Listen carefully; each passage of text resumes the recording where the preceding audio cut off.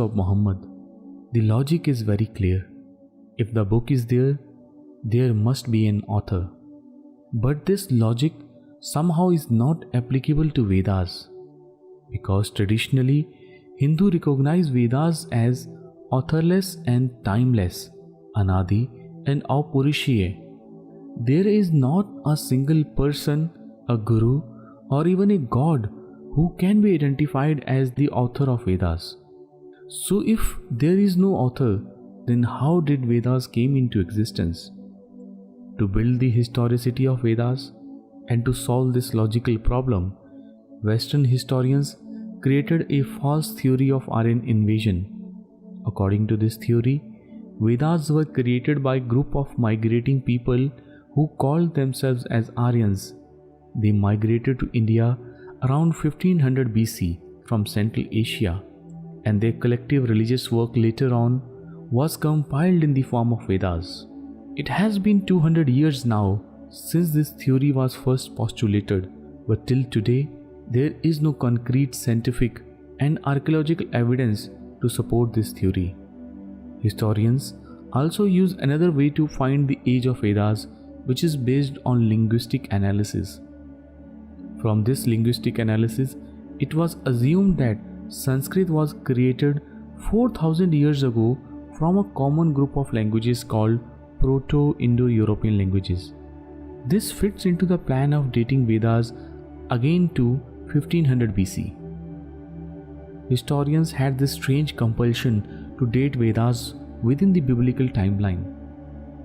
However, there are plenty of astronomical observations, such as the position of stars and constellations, geographical records, such as the existence of Grand Saraswati River, seasonal records, cultural records within the Vedas, which suggest that they are much older than 1500 BC.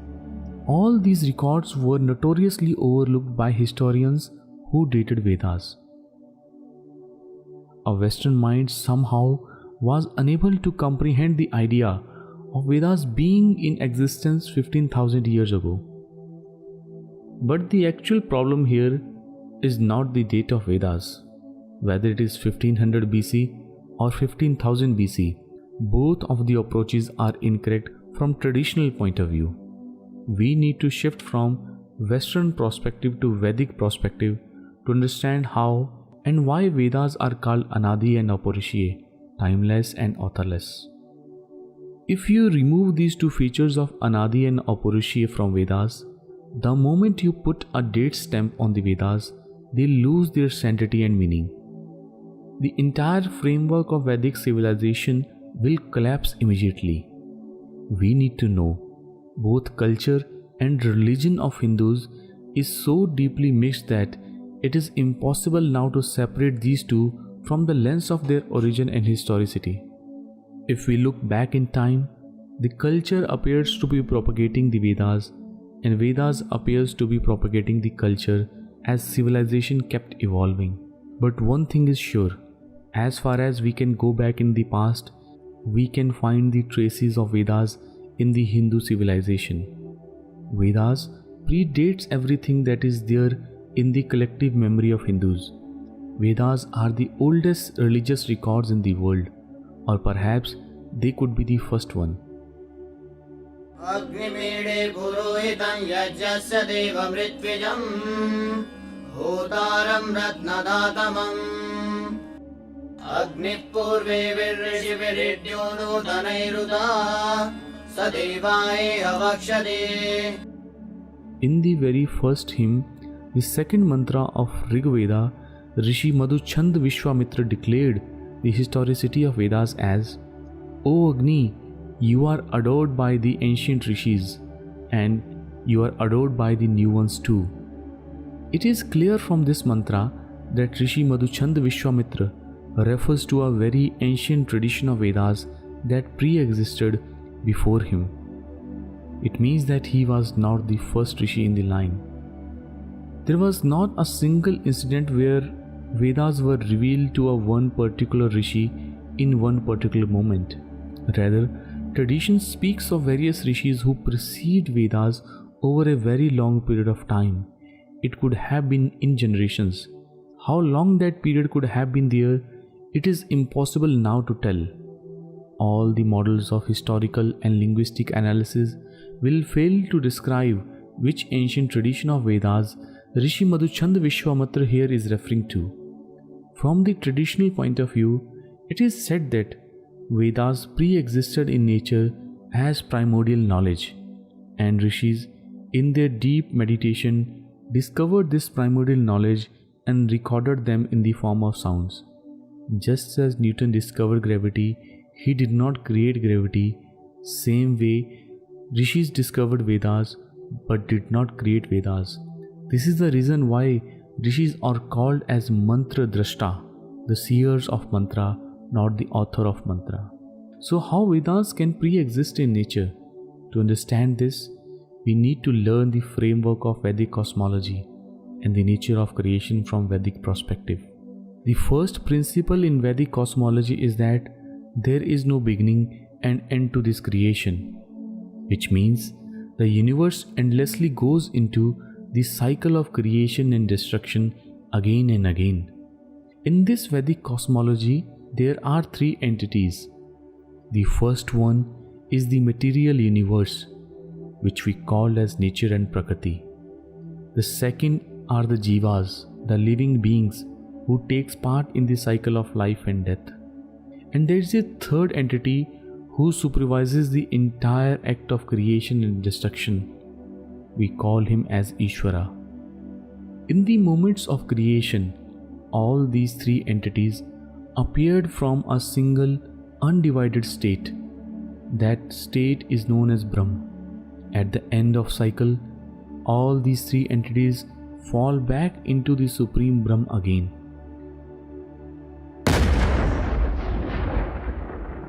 During the moments of creation, Vedas appeared from Ishvara, as mentioned in Purusha Sukta of Rig Veda, Tasmat Yagyat Sarvahuta Richah Samani Jajire Chandasi Jajire Tasmat Yaju Tasmat Ajayata.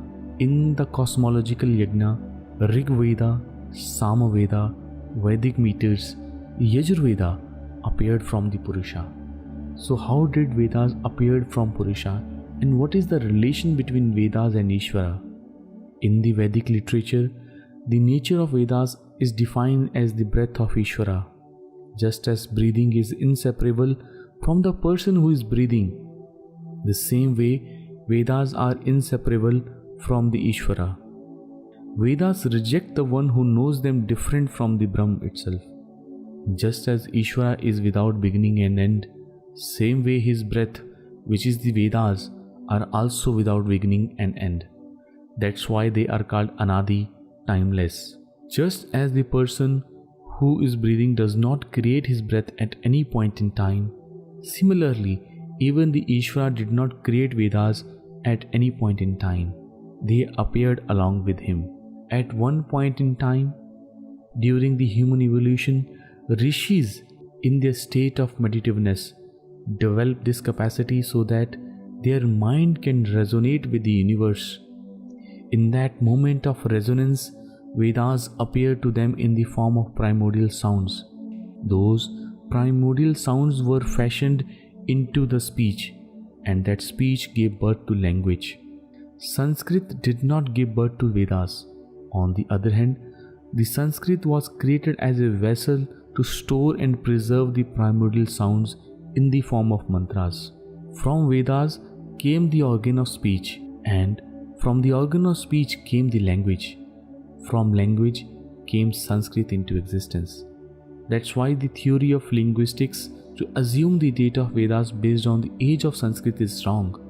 One of the biggest mistakes that people make here is to assume that Vedas are some sort of a teaching or word of God in the form of a book. Vedas in general are considered as a collection of primordial mantras in the form of suktas. But that's only the physical manifestation of Vedas. There are three main manifestations of Vedas. The first is the organ of speech, which is Rig Veda. The second is mind, which is Yajur Veda. And third is prana, which is Sama Veda. So it is clear that Vedas are not some sort of a book. But if they are not a book, then what exactly are the Vedas? Esham bhutanam prithvi rasa. Earth is the essence of all living beings. Prithivya apo rasa. Water is the essence of earth. Apamaushadhyo rasa. Plants are the essence of water. Aushadhinam purusho rasa. Man is the essence of all plants. Purushasya vagraso. Speech is the essence of man. Vacha ragas. Rigveda is the essence of speech. Richah samarasa. Samaveda is the essence of Rigveda. Saman udgito rasa. Om is the essence of Samaveda. Om is the Veda through which everything is known. This is the reason why Hindus says Vedas are endless, eternal and non-human. For us, Vedas are not a book or a word of God, but a physical manifestation of the God himself in the form of sounds. This primordial sound was preserved through oral tradition for thousands of years. It is much later in human history that they were put into the form of a book. The age of the book is not going to tell you the age of the sound. We need to understand Vedas are imperishable. Racho akshare parme vayoman. Far away from this universe, beyond the primordial space, there exists the imperishable Vedas. Om Tat Sat. Thanks for watching. If you liked the video, please subscribe to the channel. Your support will help us to put more such videos in the future. Dhanyavad.